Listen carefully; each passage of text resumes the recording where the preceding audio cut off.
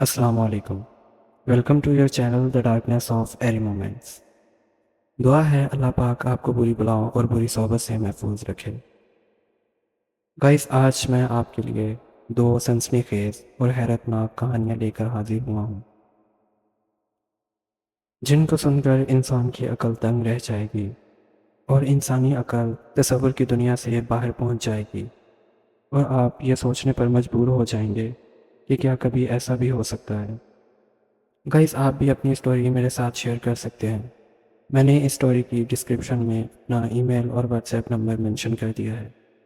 آپ کو جیسے ایزی لگے ویسے اپنی اسٹوری میرے ساتھ شیئر کر سکتے ہیں. یہ اسٹوریز بہت خوفناک ہونے والی ہیں، اور ان اسٹوریز کو بغیر اسکپ کیے سنیے گا، تبھی آپ ان اسٹوریز کو انجوائے کر پائیں گے. اسٹوری شروع کرنے سے پہلے آپ سے گزارش ہے کہ 3 بار آیت الکرسی پڑھ کر اپنے اوپر دم کر لیں، اپنے روم کی لائٹس آف کر لیں اور ہینڈز فری لگا کر اسٹوری کی امیجنیشن ورلڈ میں جانے کے لیے تیار ہو جائیے. تو مزید ٹائم ویسٹ کیے بغیر چلتے ہیں اپنی اسٹوری کی جانب.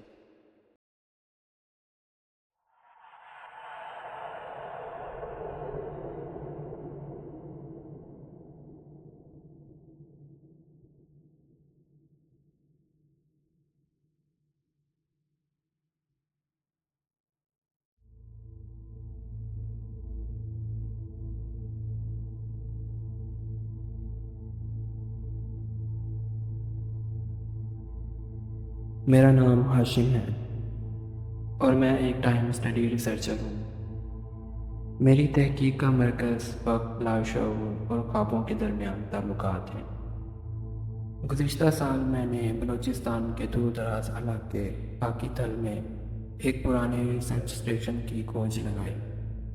یہ اسٹیشن 1951 میں سائنسدانوں نے وقت کے بہاؤ پر تجربات کے لیے بنایا تھا، مگر اچانک بند کر دیا گیا اور اسے نقشے سے مٹا دیا گیا.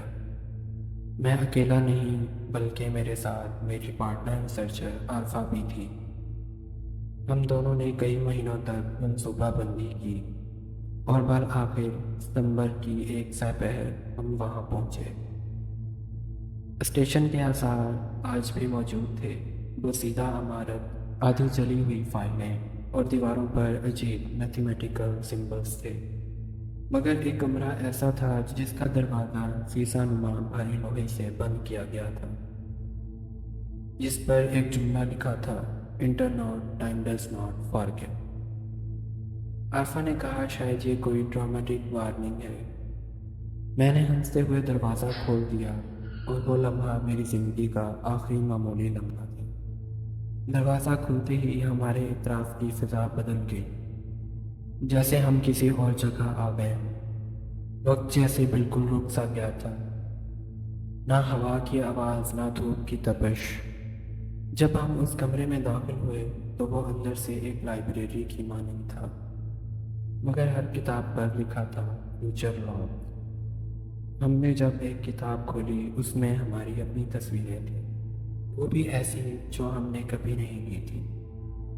ایک تصویر میں زمین پر بے ہوش پڑا تھا اور میرے چہرے پر خوف کی ایک ایسی جھلک تھی جیسے موت خود میرے قریب کھڑی ہو. اگلے صفحے کی تصویر میں عارفہ تنہا ایک بند کمرے میں قید تھی اور اس کی آنکھیں سفید ہو چکی تھیں. ہم نے گھبرا کر کتاب بند کی، مگر تب ایک عجیب سا چمکتا ہوا سایہ ہمارے درمیان نمودار ہوا. اس کا جسم انسانی تھا، مگر اس کے چہرے کی جگہ صرف خلا تھا، ایک کالا دائرہ جو گھوم رہا تھا. اس نے بغیر بولے ہمارے ذہنوں میں کہا: تم نے یہاں آ کر وقت کے ساتھ چھیڑ چھاڑ کی ہے، اب وقت تم لوگوں کے ساتھ چھیڑ چھاڑ کرے گا. ہم نے وہاں سے بھاگنے کی کوشش کی، مگر کمرہ جیسے طویل تر ہوتا گیا. ہر قدم پر ہمارے جسم بھاری ہوتے گئے. پھر مجھے عارفہ کی چیخ سنائی دی، اور جب میں پلٹا وہ غائب ہو چکی تھی. میں نہیں جانتا میں واپس کیسے آیا. میں بس اتنا جانتا ہوں کہ جب میں ہوش میں آیا تو میں کوئٹہ کے ایک ہاسپٹل میں تھا. ڈاکٹر کے مطابق میں 9 دن سے بے ہوش تھا. اور جب میں نے اپنے فون کو دیکھا، میرے فون کی گیلری میں وہی تصویریں تھیں جو میں نے کبھی نہیں لی تھی. عارفہ بھی آج تک لاپتہ ہے اور اس کے بارے میں کبھی پتہ نہ چل سکا۔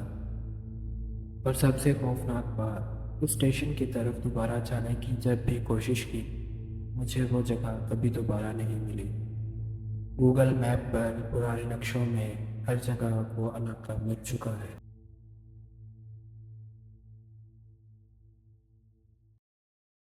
اسٹوری شیئر کرنے کے لیے آپ کا بہت شکر گزار ہوں۔ آپ کی اسٹوری بہت انٹرسٹنگ اور ہاریفائنگ تھی۔ اللہ پاک آپ کو اپنے حفظ و ایمان میں رکھے۔ اور آپ کے پارٹنر کے بارے میں سن کر بے حد افسوس ہوا۔ تو گائز چلتے ہیں اپنی اگلی اسٹوری کی جانب۔ لیکن اسٹوری شروع کرنے سے پہلے میرا آپ سے سوال ہے، کیا آپ نے کبھی ٹائم ٹریول کیا یا اس کے بارے میں تحقیق کی؟ سائنس کے مطابق ٹائم ٹریول تو ممکن ہے، لیکن سائنس نے ابھی تک 100% واپس آنے کی شورٹی نہیں دی۔ یہ سٹوری بھی ایک ایسے انسان کی ہے جس نے انجانے میں ٹائم ٹریول کیا، اور وہ وہاں سے کیسے واپس آیا اسی کی زبانی سنتے ہیں۔ میرا نام زہیب ہے، اور یہ کہانی میری زندگی کا ایک ایسا حصہ ہے جسے میں بھولنا چاہوں بھی تو نہیں بھلا سکتا۔ یہ واقعہ آج سے 6 سال پہلے کا ہے، جب میں لاہور میں ایک پرانی کتابوں کا شوقین نوجوان تھا۔ میرا معمول تھا کہ پرانی کتابوں کی دکانوں، فٹ پاتھ بازاروں اور نیلام گھروں میں جا کر نایاب کتابوں کی تلاش میں گھومتا رہتا تھا۔ ایک دن انارکلی کے ایک سنسان گوشے میں ایک بوسیدہ سی دکان پر میری نظر پڑی، جس کا بورڈ بھی ٹوٹا ہوا تھا۔ دکان کا نام تھا کتب ممنوع۔ اندر داخل ہوا تو ماحول ہی بدلا ہوا تھا۔ ہلکی پیلی روشنی، عجیب سی بو، اور کتاب در کتاب ایسی کتابیں جن پر نہ تاریخ تھی نہ منصف کا نام۔ وہاں موجود ایک بوڑھے شخص نے مجھے ایک کتاب پیش کی جس کا نام تھا وہ جو وقت کے پار تھا۔ کتاب کے سرے ورق پر ایک عجیب و غریب دروازہ بنا ہوا تھا، اور اس کے گرد دھند کی دھاریاں تھیں۔ بوڑھے نے کہا، یہ کتاب ہر کسی کے لیے نہیں ہے، تمہیں اگر یہ کتاب پڑھنی ہے تو خبردار صفحہ نمبر 108 سے آگے مت پڑھنا۔ میں ہنس دیا اور کتاب خرید لی۔ رات کو گھر آ کر میں نے کتاب پڑھنا شروع کی۔ شروع کے 100 صفحات تک تو یہ ایک عجیب طرح کی تاریخ معلوم ہوئی، جیسے کوئی بھولا ہوا عہد، پرانی تہذیب، وقت کے سفر، اور کچھ ایسے کرداروں کا ذکر جو نامکمل انسان تھے، نامکمل سائے۔ لیکن جب میں نے صفحہ 108 کھولا تو الفاظ جیسے صفحے سے باہر نکلنے لگے۔ الفاظ دھندلے ہو گئے اور اچانک میری آنکھوں کے سامنے اندھیرا چھا گیا۔ جب میں نے آنکھ کھولی تو میں اپنے کمرے میں نہیں تھا۔ میں ایک پرانی بوسیدہ گلی میں کھڑا تھا۔ گھروں کی دیواروں پر عجیب نقش تھے، اور ہوا میں ایسی وحشت تھی کہ سانس لینا مشکل تھا۔ اچانک ایک آواز آئی، تم نے دروازہ کھول دیا ہے، اب واپس جانا آسان نہیں۔ وہاں پر موجود لوگ عجیب و غریب تھے۔ ان کے چہرے مکمل نہیں تھے، ان کی آنکھوں کی جگہ خالی کھڑے تھے۔ ان کی باتیں ایسی زبان میں تھیں جو میں سن تو سکتا تھا مگر سمجھ نہیں پا رہا تھا۔ پھر میں نے ایک شخص سے پوچھا، یہ کون سی جگہ ہے؟ اس نے صرف اتنا کہا، یہ وقت سے باہر کی دنیا ہے، یہاں پر جو آیا وہ کبھی واپس نہیں گیا۔ میں ایک دم چونک گیا اور خود کو سنبھالتے ہوئے آگے کی جانب چلنے لگا۔ چلتے چلتے میرے سامنے ایک دروازہ نمایاں ہوا، بالکل ویسا جیسا میں نے کتاب کے سرے ورق پر دیکھا تھا۔ جب میں اس دروازے کے سامنے آ کھڑا ہوا تو مجھے ایک انجان آواز سنائی دی، یہ دروازہ ہے تمہارے فیصلے کا، یا تو ہمیشہ کے لیے یہی رہ جاؤ یا ایک ایسا سودا کرو جو تمہیں واپس لے جائے، لیکن اس کی قیمت بہت بھاری ہوگی۔ میں نے واپسی کا انتخاب کیا، لیکن قیمت کیا تھی وہ تو میں جانتا ہی نہیں تھا۔ جب دوبارہ آنکھ کھلی تو میں بستر پر تھا۔ کتاب میرے سامنے تھی لیکن اس کا وہ صفحہ غائب تھا۔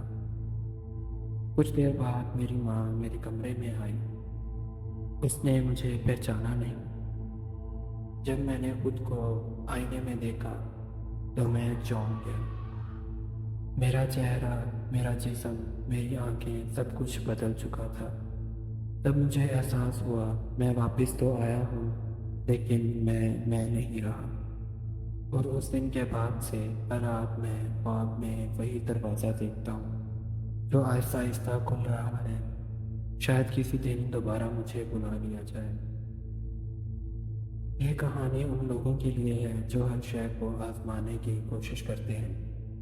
یاد رکھو، ہر دروازہ کھولنے کے لیے نہیں ہوتا اور ہر کتاب صرف پڑھنے کے لیے نہیں ہوتی۔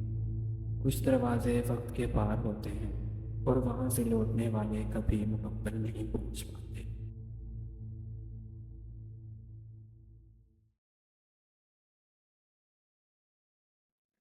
اسٹوری شیئر کرنے کے لیے آپ کا بے حد شکر گزار ہوں۔ آپ کی اسٹوری بہت انٹرسٹنگ اور حیرت ناک تھی۔ اللہ پاک آپ کو اپنے حفظ و امان میں رکھے۔ گائز، آپ کو یہ اسٹوریز کیسی لگیں کمنٹس میں لازمی بتائیے گا۔ اس چینل کو سبسکرائب اور بیل آئیکن پریس کر دیں۔ اس سے یہ ہوگا کہ آپ اس چینل کی فیملی کا حصہ بن جائیں گے اور میری ہر اپڈیٹڈ اسٹوری سب سے پہلے آپ تک پہنچ جائے گی۔ اب مجھے دیجیے اجازت، انشاءاللہ جلد ہی آپ سب کے لیے سنسنی خیز کہانی لے کر دوبارہ حاضر ہوں گا۔ تب تک اپنا اور اپنے گھر والوں کا خیال رکھیے گا اور مجھے اپنی دعاؤں میں یاد رکھیے گا۔ اللہ حافظ۔